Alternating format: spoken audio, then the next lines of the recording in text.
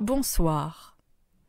Vous est-il déjà arrivé de faire un rêve tellement réaliste que vous aviez du mal à savoir si c'était seulement un rêve ou la réalité, ou alors de vivre des moments dans votre vie de tous les jours et avoir cette sensation étrange de l'avoir déjà vécu? C'est précisément ce genre de situation que vivent certains personnages dans les chroniques de minuit. Bienvenue à vous, voyageurs de la nuit.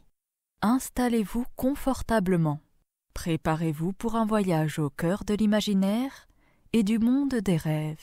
Je vais vous raconter l'histoire de Jacques Vermeulen.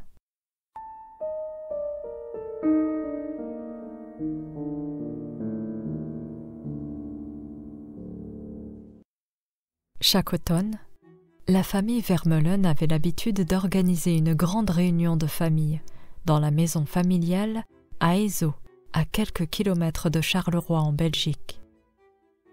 Oncles, tantes, grands-parents, petits-enfants et arrière-petits-enfants se réunissaient tous pour prendre des nouvelles de chacun et passer du temps ensemble. Martin, l'un des petits-fils qui venait d'être accepté à l'école de médecine, ne s'était jusqu'alors jamais rendu à ces réunions. Il pensait qu'elles étaient ennuyantes et n'avait aucune envie de se retrouver coincé tout un week-end à écouter les histoires des uns et des autres. Mais cette année, il ressentait le besoin de renouer avec ses racines. Lorsqu'il arriva à la maison familiale, qui avait appartenu à son arrière-grand-père et qu'un de ses oncles avait hérité, il fut accueilli chaleureusement. Il salua ses cousins et cousines qui s'étaient regroupés dans le jardin et jouaient à différents jeux. Les adultes étaient dans le salon et se remémoraient leurs souvenirs d'enfance. Ils feuilletaient de vieux albums photos avec nostalgie. Il y avait même une ou deux photos vraiment très anciennes, qui dataient d'au moins 1850 et devaient être une des premières photographies de cette époque. Sur l'une d'entre elles, il y avait un homme qui tenait un râteau à la main et prenait la pose devant un château. Martin demanda qui était cet homme. Une de ses tantes lui dit qu'il s'agissait de Jacques, leur aïeul, qui prenait la pose devant le château de Fassienne, là où il avait travaillé un bon moment. Martin contempla la photo avec beaucoup d'intérêt. Son aïeul ne souriait pas. Son visage était fermé et il avait l'air plutôt inquiet. Sa tante lui dit que c'était son premier emploi en tant que jardinier paysagiste et qu'il n'était pas très rassuré de travailler là à cause de certaines rumeurs. Mais comme sa femme était enceinte de leur premier enfant, il resta quand même pendant plus d'une année. Elle ajouta qu'il y avait même dans le grenier de la maison un carton rempli de carnets de notes. Il semblait que Jacques avait consigné dans ceux-ci tout ce qu'il avait vécu durant cette période. Mais il avait une écriture tellement particulière que personne n'arrivait à déchiffrer quoi que ce soit. Et ils étaient tellement anciens que chaque page tenait à peine au carnet. C'était une véritable antiquité. Martin, totalement intrigué, demanda s'il pouvait regarder ces mystérieux carnets. Il était poussé par un sentiment de curiosité et il se dit que cela ne serait pas plus mal de s'isoler un peu de toute cette agitation dans la maison. Sa tante lui montra la direction du grenier et lui tendit une lampe torche, car l'endroit était mal éclairé. Martin monta les escaliers et au dernier étage, il trouva des petits escaliers qui donnaient au grenier. La porte n'était pas verrouillée. Il entra dans la pièce qui était plutôt bien ordonnée. il trouva sur une étagère tout un tas de cartons. Sur l'un d'entre eux, il put lire « Journaux de Jacques ». Le carton contenait 2 carnets datés par année. Martin saisit le plus ancien et s'installa confortablement dans un fauteuil chartreuse qui était tout près. Il tenait dans ses mains le journal de son aïeul et ressentit une certaine émotion. Surtout quand il s'aperçut qu'il avait exactement la même écriture que lui. Les premières lignes le mirent directement dans l'ambiance. Jacques faisait part de sa réserve lorsqu'il fut engagé pour entretenir le jardin du château. La façon dont il faisait part de ses observations sur son lieu de travail ressemblait presque à un testament ou une lettre d'adieu. On aurait dit qu'il voulait laisser une trace écrite, au cas où quelque chose lui arriverait. Cela piqua encore plus la curiosité de Martin. Jacques avait noté que la journée, le château semblait comme plongé dans un silence glacial. Les seules personnes qui entraient et sortaient de celui-ci étaient les domestiques. Pour une raison qu'il semblait ignorer, tous les épais rideaux en velours sombre qui étaient aux fenêtres restaient fermés toute la journée. D'après ce que lui avait confié un certain Francis, le château de Fassienne semblait prendre vie seulement à la nuit tombée. Et très souvent, tous les notables venaient en masse, invités à de fastueux banquets suivis d'un bal. Certains habitants des villages alentours disaient que plusieurs personnes ne seraient jamais rentrées après avoir été conviées à ces soirées mondaines. Il ne savait pas quoi penser de ces rumeurs, mais au fond de lui, Jacques sentait que ce château renfermait quelque chose de sombre, et il était déterminé à découvrir de quoi il s'agissait. Chaque matin, lorsqu'il arrivait au travail, il était souvent le premier. Les domestiques arrivaient bien plus tard. Fait étrange, les domestiques de ce château ne vivaient pas sur place, ce qui est très inhabituel pour l'époque. Un matin, Jacques arriva de bonne heure au château. Il commençait à peine à sortir ses outils de l'établi quand un bruit étrange attira son attention. Il crut entendre des plaintes non loin de lui. Il se dirigea prudemment vers l'endroit d'où provenait ce bruit, une pioche à la main, craignant le pire. Il y avait au sol un homme richement vêtu. Jacques comprit que ce devait être un des invités. L'homme était inconscient et respirait à peine. Il était face au sol et lorsque Jacques l'aida à se relever pour voir s'il était en vie, c'est avec horreur qu'il remarqua une énorme morsure au niveau de son cou. Son teint était livide et il balbutiait des mots qu'il eut du mal à comprendre. Jacques reconnut l'homme. C'était un notable de la région. Il transporta vite ce malheureux chez le médecin du bourg. Jacques, inquiet du sort de cet homme, resta pour voir s'il allait survivre ou non. Le médecin l'examina un long moment, et lorsqu'il revint pour parler à Jacques, il lui dit que cet homme avait subi de graves morsures. Sur le côté droit et gauche du cou, ainsi que sur chacun de ses bras. Jacques demanda de quel genre de morsure s'agissait-il. Le médecin lui dit qu'il n'avait jamais rien vu de semblable. Il supposa que ce devait être une bête sauvage, mais il savait pertinemment qu'il n'y en avait aucune dans la région. Après cela, Jacques retourna à son travail. Il devait planter des rosiers, et il se dit qu'il essaierait de rentrer dans le château. Car pour lui, il n'y avait aucun doute. L'homme qui avait subi ces blessures était un invité du bal qui avait eu lieu la veille. Jacques n'avait jamais rencontré directement les propriétaires, et tout cela commençait à paraître très suspect à ses yeux. Alors qu'il plantait les rosiers, il était face à une grande fenêtre du château, et comme à l'accoutumée, les rideaux étaient toujours fermés. Il était occupé à préparer le terreau pour ses plantes, quand il eut l'impression d'être observé. Il releva la tête au niveau de la fenêtre. Il n'y avait personne, mais le rideau bougeait, comme si quelqu'un se tenait discrètement de l'autre côté de la fenêtre, en train de l'épier. Jacques commençait vraiment à se poser des questions. Si les propriétaires représentaient une menace pour les habitants du coin, il devait absolument prévenir les autorités. Mais il se doutait que sans preuves concrètes, il n'allait sûrement pas être pris au sérieux.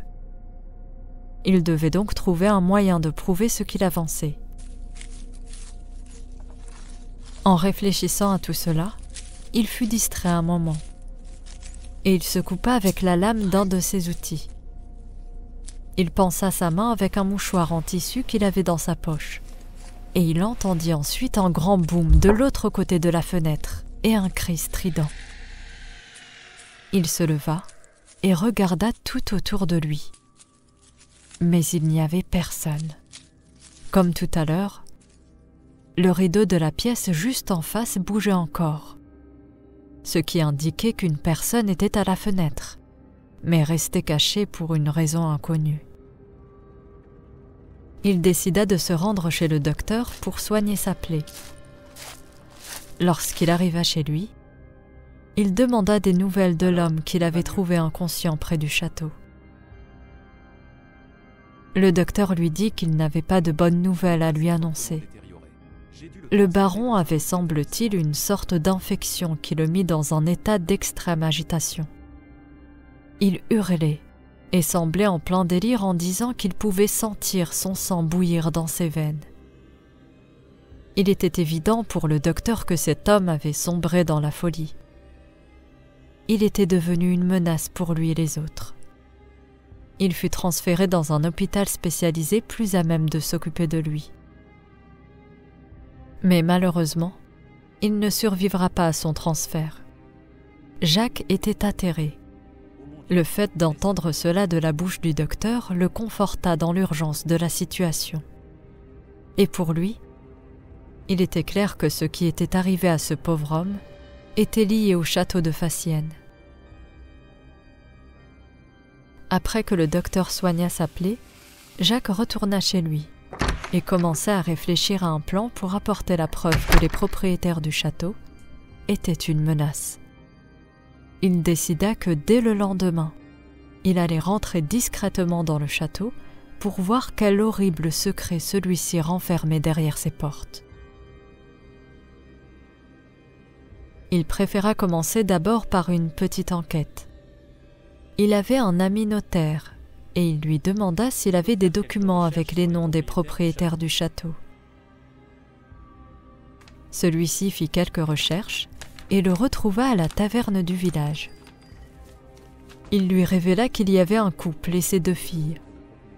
Le titre de propriété est enregistré au nom de Valac.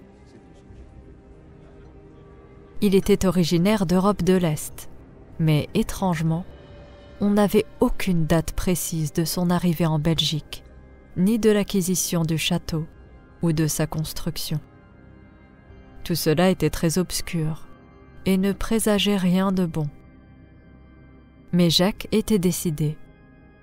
Il allait partir 1 heure en avance à son travail, pendant que tout est encore calme, pour entrer dans le château. Dès le lendemain, il mit ses projets à exécution. Il s'assura qu'il n'y avait personne en vue et il se faufila par l'entrée réservée aux domestiques à l'arrière du château. Le château était plongé dans l'obscurité la plus totale. Jacques ne comprenait pas pourquoi ces épais rideaux de velours étaient toujours tirés en pleine journée. Il se dit qu'il y avait peut-être une personne malade et sensible à la lumière du jour. Il avait déjà entendu parler d'une maladie de ce genre, très rare, dont souffrait un enfant de la région voisine. Il passa ensuite devant la cuisine qui était entièrement vide. Il y avait seulement une grande jarre en verre qui contenait du vin rouge et qui était posée dans un grand bac d'eau froide pour la garder au frais. Le cellier était quasiment vide. Jacques se demandait de quoi ces gens se nourrissaient-ils pour avoir de si maigres provisions. Soudain, il entendit une porte grincer au loin, ce qui le mit en alerte.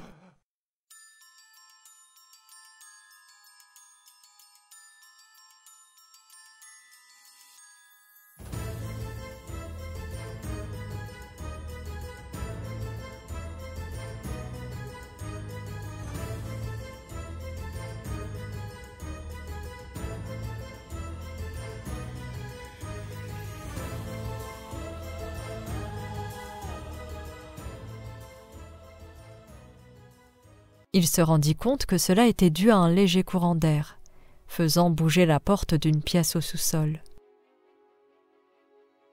Pour y accéder, il fallait descendre des escaliers. Lorsqu'il arriva au niveau de la porte, son cœur se mit à battre la chamade. Il régnait en ces lieux une atmosphère des plus lugubres. Il posa sa main sur la poignée et poussa timidement la porte. On aurait dit une sorte de cave. Le sol était fait de terre battue. Il y avait 4 grandes et longues caisses en bois. Jacques peinait à voir quoi que ce soit, tant la pièce était sombre. En se rapprochant petit à petit, il s'aperçut qu'il s'agissait de cercueils. Il y avait 2 grands cercueils, qui semblaient être ceux d'adultes, et 2 de plus petite taille. Il remarqua que l'un des petits cercueils était vide, et il entendit des bruits de pas derrière lui. Il sortit en courant apeuré, et remonta les escaliers à toute vitesse. En haut de l'escalier se tenait une petite fille. Jacques lui demanda ce qu'elle faisait là. L'expression de la petite fille au teint livide, qui avait l'air au début innocent, se transforma en la plus horrible des créatures aux dents acérées. Elle se jeta sur lui. Elle avait une force surhumaine. Jacques lui porta un coup et réussit à se libérer de ses griffes. Elle le poursuivit dans le couloir et Jacques trébucha sur un des longs rideaux qui se décrocha de la fenêtre et tomba au sol, dévoilant ainsi la lumière du jour. Entre elle et lui, il y avait une zone exposant la lumière du jour. La petite fille s'arrêta net et ne fit pas un pas de plus. Elle poussa un cri strident et resta plantée là dans l'incapacité de faire un pas de plus. Jacques entendit des pas derrière lui et il se retourna. C'était la copie conforme de la petite fille qui était en face de lui. De toute évidence, il s'agissait de sa jumelle. Jacques se sentit piégé, et il n'eut d'autre choix que de sauter par la fenêtre, qui n'était pas très haute. Une fois hors du château, il s'effondra un peu plus loin, encore sous le choc par ce qu'il avait découvert. C'était donc elle qui l'épiait discrètement par la fenêtre. Il ignorait précisément ce à quoi il avait affaire. Mais pour lui, ces créatures immondes semblaient tout droit sorties des enfers. Lorsqu'il reprit son souffle, il se rendit compte qu'il n'avait aucune idée quant à la manière de gérer cette situation. C'était bien au-delà de ce qu'il aurait pu imaginer. Il prit le temps de se calmer, puis commença sa journée de travail. Mais après ce qu'il avait vu, il se demandait s'il était vraiment prudent de rester travailler au château de Fassienne. Jacques finissait toujours son travail en fin de matinée. Il en profitait ensuite pour aller à la pêche, ce qui l'aidait à réfléchir. D'après ses observations, ces soirées mondaines avaient lieu toutes les 2 semaines. Malgré les disparitions inquiétantes liées à celles-ci, les autorités n'avaient, semble-t-il, pas fait de lien. Sans doute par manque de preuves ou peut-être que quelqu'un les avait payés pour fermer les yeux. Même après avoir risqué sa vie, Jacques voulait quand même retourner au château et en découdre avec ces monstrueuses créatures. Mais cette fois-ci, il voulait se mêler aux invités pour essayer de passer inaperçu. Plus la soirée approchait, et plus il se sentait nerveux. Le soir venu, il décida de faire un tour à la taverne du coin avant d'aller au château. Il remarqua lorsqu'il entra un homme qui était accoudé au comptoir. Celui-ci avait un chapeau qui cachait une grande partie de son visage. Et alors même qu'il était à l'intérieur de la taverne, il ne le retira pas. Il portait également un long manteau. Jacques le salua et s'assit près de lui. L'homme se tourna vers Jacques et lui demanda s'il travaillait au château. Jacques fut un peu surpris que cet homme soit aussi direct avec lui, sans même prendre la peine de se présenter. Il se dit, après l'avoir observé un moment, que celui-ci n'était sans doute pas de la région ni même du pays. Jacques lui répondit qu'il était jardinier au château de Fassienne. L'homme lui demanda ensuite s'il allait se rendre quelque part ce soir, car il avait remarqué qu'il était très apprêté. Il répondit qu'il était invité à une fête. L'homme releva la tête et le regarda droit dans les yeux. Jacques comprit que cet homme ne l'avait pas cru. L'étranger lui dit alors de faire très attention à lui, car il avait dû sûrement remarquer que ce ne sont pas des humains qui vivent dans le château. Il lui demanda une faveur. Puisque Jacques avait apparemment facilement accès au château, il avait sûrement dû voir dans le sous-sol une grande carafe qui contenait du vin rouge. Jacques se souvint effectivement de l'avoir vu. L'homme lui remit une petite fiole. Il lui demanda de la verser dans la carafe juste avant que les domestiques ne servent le vin aux invités. Jacques ne savait pas quoi répondre, mais l'homme insista et dit à Jacques que s'il voulait que les habitants de la région cessent de disparaître les uns après les autres, alors il devait suivre ses instructions à la lettre. Puis, il finit son verre en une gorgée et sortit de la taverne sans un mot, ni même se retourner. Jacques resta pensif un moment, en tenant la fiole dans sa main. C'est vrai que la délicate situation liée au château de Fassienne n'avait que trop duré. Il fallait absolument y mettre un terme. Ainsi donc, en début de soirée, Jacques se faufila dans le château. Il alla près des cuisines et il versa le contenu de la fiole dans la grande carafe.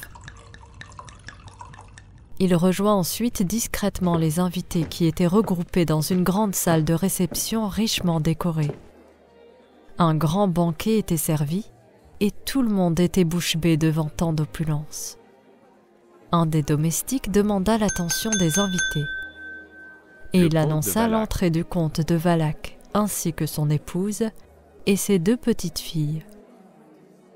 La famille entra dans la pièce. Un toast fut porté en l'honneur de cette famille et de son hospitalité.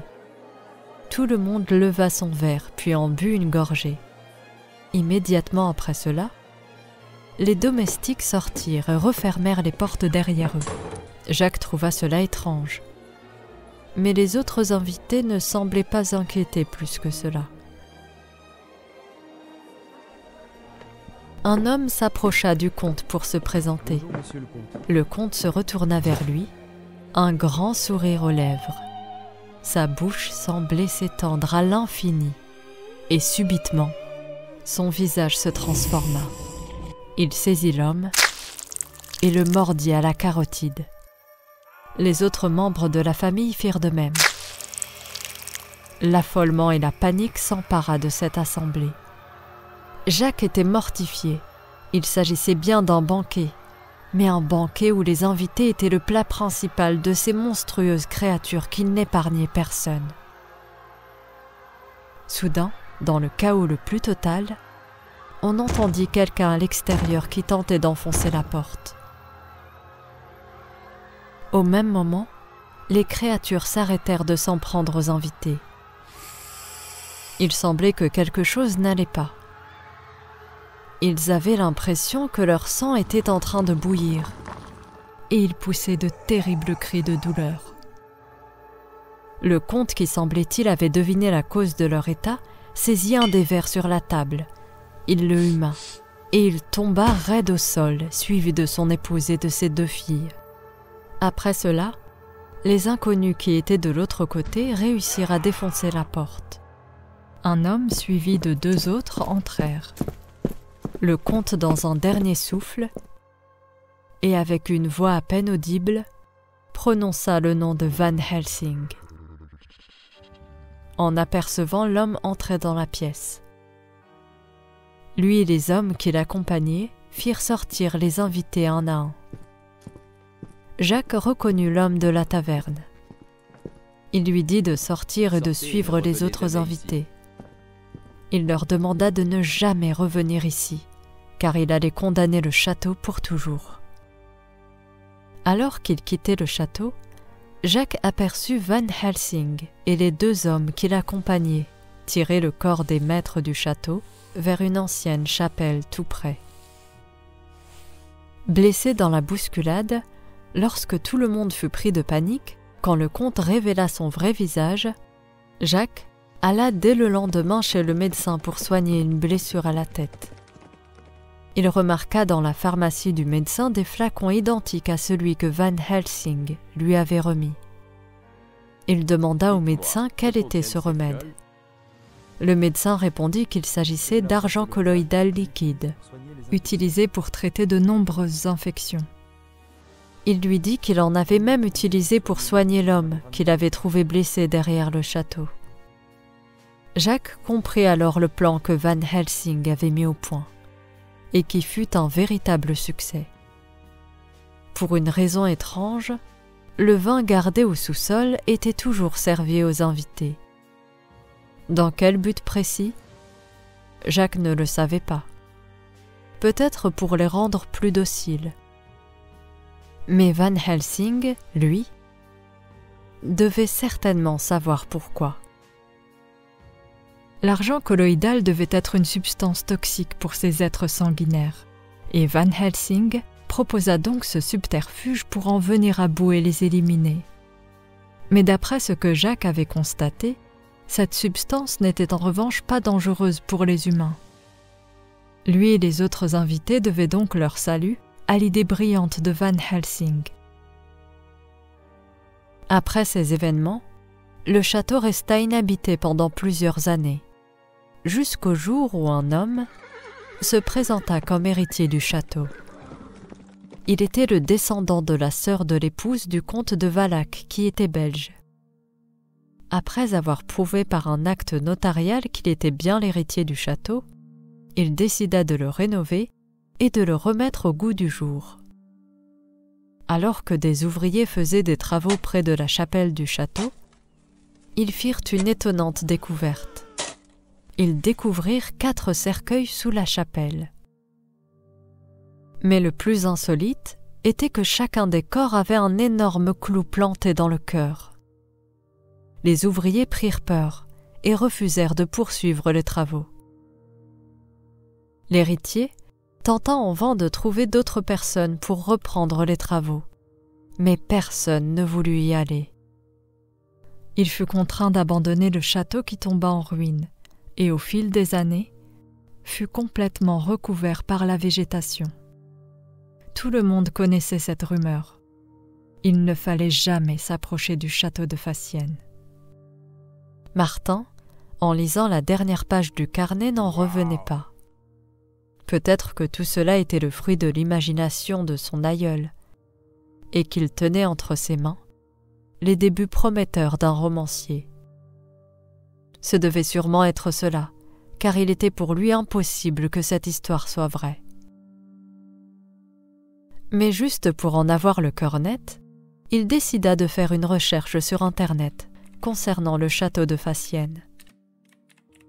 Il s'avéra que la découverte des corps sous la chapelle, avec des clous plantés dans le cœur, était aussi mentionnée dans un article qui recensait les lieux belges aux histoires insolites. Il découvrit aussi que le propriétaire du château était un descendant direct de Vlad l'Empaleur, comte de Wallachia, aussi connu sous le nom de Dracula. Martin était sous le choc. La coïncidence était troublante, et tout portait à croire que ce que son ancêtre avait vécu était vrai. Il se demandait si les corps de ces créatures étaient toujours sur place, et si oui, y avait-il un risque qu'elles reviennent un jour à la vie et sèment de nouveau la terreur? Le mystère qui entoure le château de Fassienne reste entier. Quant à Martin, il ne regretta pas d'être venu à la réunion familiale cette année, car bien plus que d'en apprendre sur son arbre généalogique, il avait découvert que ces créatures mythiques, plus connues sous le nom de vampires, n'étaient pas que des personnages de fiction, mais qu'ils existaient réellement. Et la preuve était enterrée quelque part sur le terrain du château de Fassienne.